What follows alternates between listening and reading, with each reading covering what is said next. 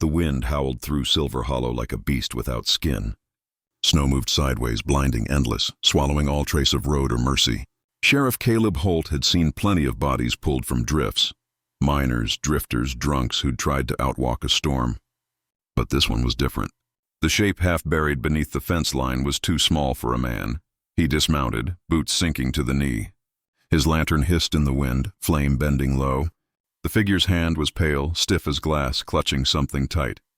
He brushed away the snow and saw paper. Ink smeared, a woman's name written across the top. Ada Lee. Her eyes fluttered when he touched her shoulder. Still alive. Easy, he muttered, voice rough from days of silence. She tried to speak, but her lips were blue. He wrapped his coat around her and carried her to the saddle. The mare balked against the wind, but Caleb dug in his heels and pressed forward toward the black shape of town, half buried under snowdrifts and silence. When he kicked the jailhouse door open, the lamplight spilled across her face. Young, maybe 23, hair dark and frozen in strings to her cheek. He laid her on the cot and set the stove burning hot, every stick of firewood he had. She woke near dawn, coughing, eyes darting to the badge pinned on his vest. "Sheriff?" Her voice came out a rasp. "Was," he said. "Now just the only fool left who checks the roads." She tried to sit, failed. My husband." Caleb looked toward the torn paper drying by the stove. The name on it matched the headstone outside the old mine. Thomas Beckett. Died October, 85. "Your husband's gone, ma'am," he said quietly. The words didn't land all at once. She stared at him, waiting for the world to unsay them. When it didn't, she bowed her head. No tears, just that hollow stillness people wore when the ground disappeared beneath them. By mid-morning, the gossip had already made its way through town. Widow, liar, mail-order bride, take your pick. Folks didn't care which was true so long as it gave them something to whisper about over their empty coffee cups. Caleb found the preacher, Ezekiel Brand, waiting outside the jailhouse. Brand's smile was the kind that left a chill worse than the storm. "Sheriff Holt," he said, tipping his hat. "You brought sin into town again." Caleb folded his arms. "She was dying in the snow, and now she'll die under judgment." "The Lord's ways are clean, Sheriff. You'd do well to remember that."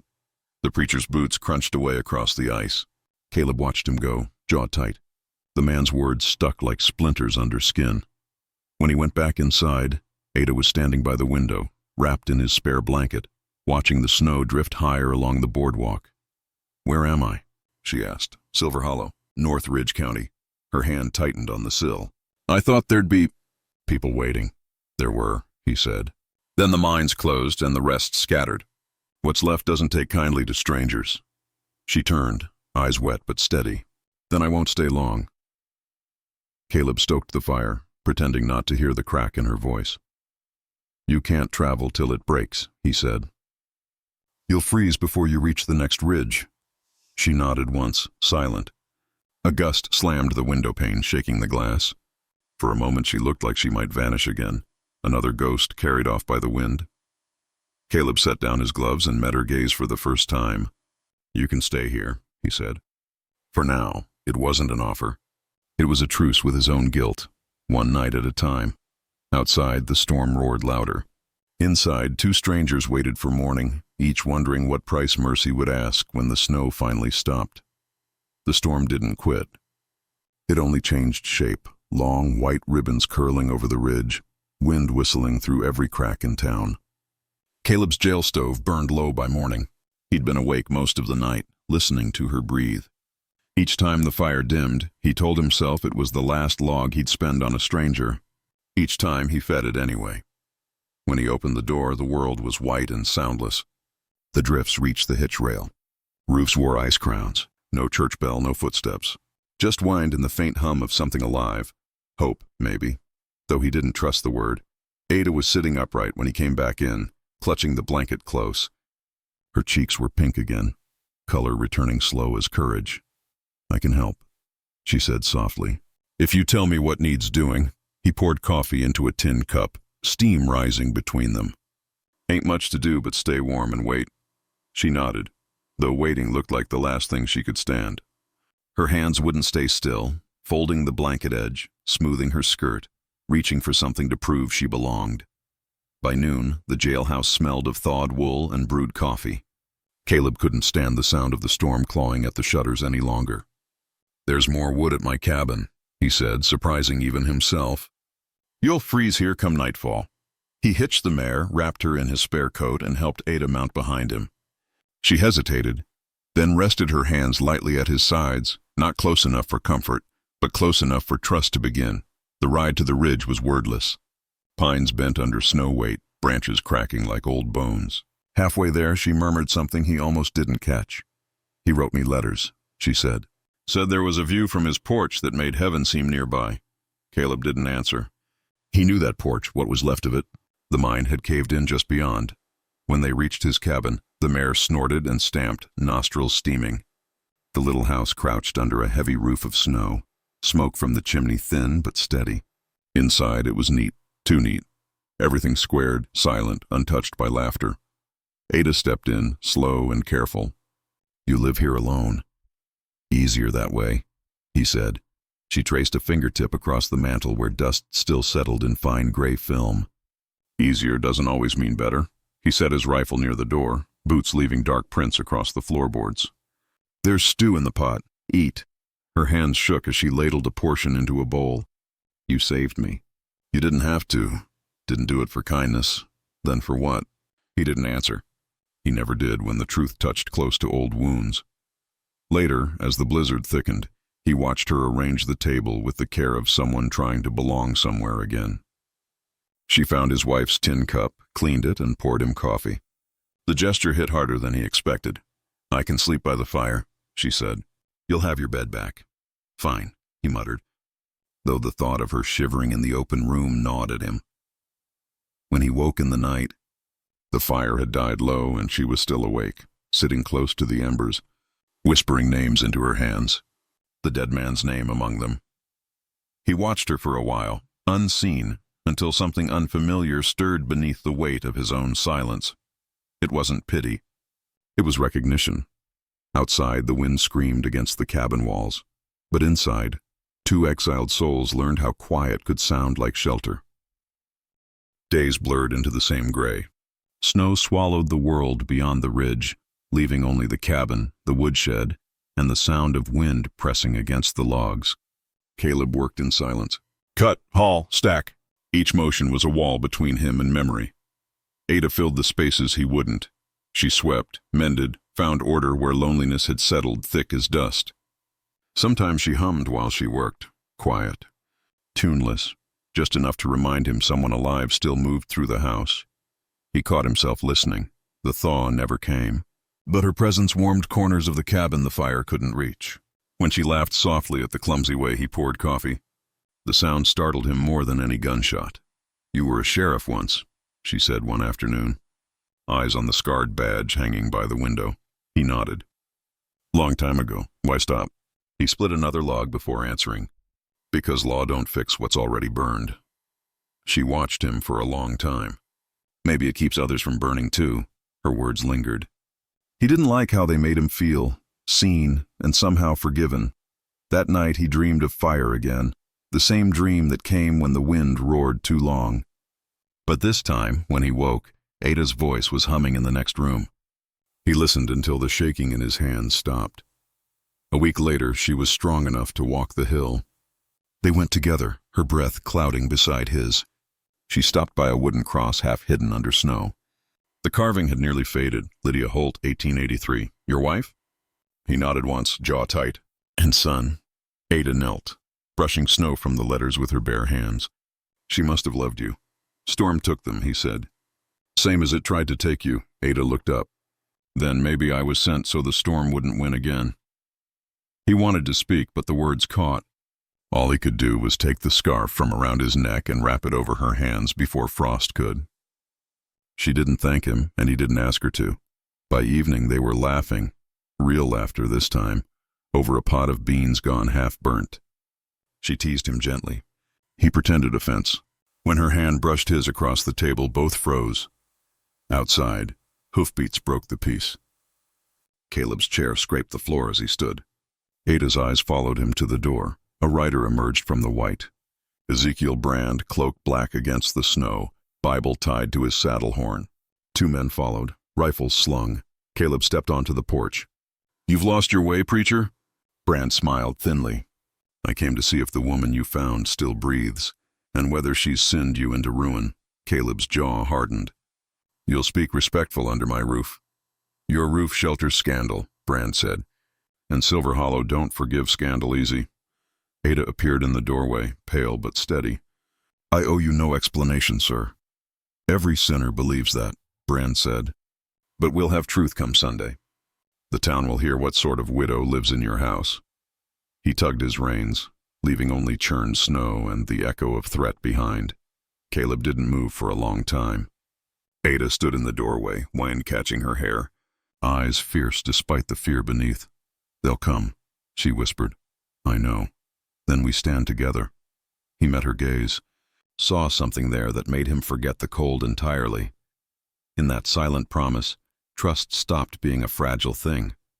It became a line drawn in the snow, one neither of them would cross alone again. The wind finally stilled, but quiet brought no peace. By the week's end, every cabin in Silver Hollow whispered the same story. The sheriff had taken a woman into his house, a stranger, a liar, a bride meant for a dead man. Caleb felt it before he heard it. Doors shut when he passed. Men turned their backs at the storehouse. He caught fragments in the cold air. Disgrace. Fallen. Can't even bury his own shame. He said nothing. He only walked faster. Sunday came too bright. The snow crusted hard, reflecting light like glass. Caleb saddled his horse in silence, hands rough with worry. Ada watched from the doorway, coat buttoned to her throat.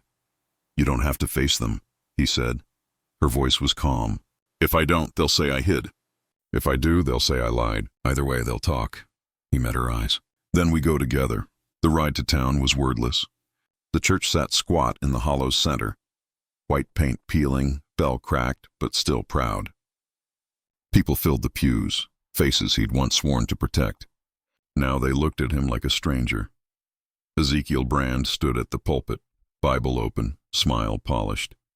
"Brothers and sisters," he began, "we gather not to judge but to cleanse. There are those among us who have invited corruption into our midst." A murmur rippled through the crowd. Ada's hands tightened around her shawl. Caleb felt her trembling and wished he could speak, but his voice had died somewhere between guilt and fear. Brand's words grew crueler, measured with righteousness. A woman who deceived a good man's memory. A lawman who forgot his oath. "Tell me, Silver Hollow, what shall we do with such shame?" No one moved. No one looked away. Ada stood. The bench creaked under her. Her voice, when it came, was soft but clear. "You don't know me. You don't know what it means to walk 2,000 miles for a promise already buried. You think God favors your comfort over mercy?" The silence afterward was sharp as frost. Brand's smile twitched. "Blasphemy," he said. She turned to Caleb. "Say something." He opened his mouth, but nothing came, only the echo of every time he'd failed before. The church seemed to shrink around them, breath held, waiting for him to either rise or disappear. When he didn't, Ada's face hardened. She stepped into the aisle and walked out, each step measured. Head high despite the whispers chasing her to the door. By the time Caleb followed, she was already in the saddle, wind tugging at her shawl. "You should have spoken," she said. Her eyes weren't angry, just tired. "I thought you might this time." He reached for the reins. She pulled them free. "I can't stay here, Caleb. Not like this." He tried to find words that didn't sound like excuses, but all that came out was, "Where will you go?" "Anywhere that isn't built on silence." Snow crunched under the horse's hooves as she turned away. He stood in the road long after she vanished into the pale horizon. Around him, the town kept its distance, doors closing one by one, as if the world agreed she'd never belonged. That night, the cabin felt smaller than ever. Her cup still sat by the stove, half cleaned. The scarf he'd given her lay folded on the chair. He picked it up, pressed it to his face, and breathed in the faint trace of lavender. Outside, the wind returned, softer this time, almost human in its grief. Caleb sat by the dead fire until dawn, alone with every word he hadn't said. The world stayed white for 3 more weeks. Then one morning water began to run under the ice. Slow at first, like the land itself remembered how to breathe. Caleb hadn't left the ridge since Ada rode away. He'd patched the roof, mended fences, stacked wood, useless work for a man waiting on silence to forgive him. The cabin looked clean again, but emptier, stripped of something he hadn't known he needed until it was gone. Old Elijah, the blacksmith from town, came riding through the melt one afternoon. He brought no sermon, just an envelope sealed with the county stamp. "Preacher's been spreading papers," Elijah said. "Claims the woman you sheltered was never married at all. Says the law's coming for her." Caleb took the letter, broke the seal. Inside were warrants, accusations, the preacher's name at the bottom. Elijah leaned forward in the saddle. "You gonna let him win too?" Caleb looked past him at the graves on the hill. Snow had shrunk away from the wooden cross, bearing the ground beneath. "Lydia Holt, 1883. He laid his hand against it, eyes stinging. "No," he said finally. "Not this time." He rode into town before dawn the next day, badge pinned where it used to belong. His horse kicked up slush and shards of light. When he pushed open the church doors, Brand was mid-sermon, voice full of fire and lies. "Ezekiel," Caleb said. Just his name, but the room froze.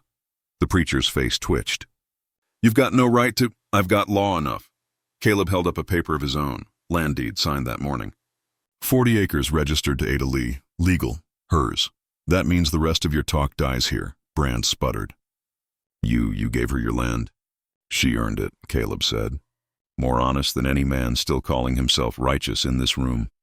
The congregation stirred, uneasy, uncertain. "You think the Lord smiles on that?" Brand hissed. Caleb stepped closer. "I think he smiles when a woman stops freezing to death while good men watch." The words hung heavy, unchallenged. By evening, Brand's voice had gone quiet in Silver Hollow. Caleb rode north through the slush and pine, following the trail toward the foothills. When he found the old trapper's shack, the door was half open, smoke thin above the roof. Ada stood inside, stacking wood, her hair loose, sleeves rolled up. She turned when she heard the floorboard creak, eyes wary, until she saw his face. "Caleb." He nodded once, breath shaking from the ride. "I should have spoken. I should have stood beside you then." He held out the deed, edges damp from snow. "This is yours. I had no right to wait this long." She looked at the paper, then at him. "Why now?" "Because I got tired of being a man my wife wouldn't have recognized." For a long moment, the only sound was water dripping from the eaves. Then she reached out, took the paper, and set it gently on the table.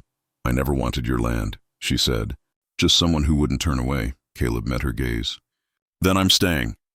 The words came quiet, but they held like roots in thawed ground. Outside, the last snow was breaking apart, revealing dark soil beneath. Ada stepped closer, eyes shining, and rested her forehead against his chest.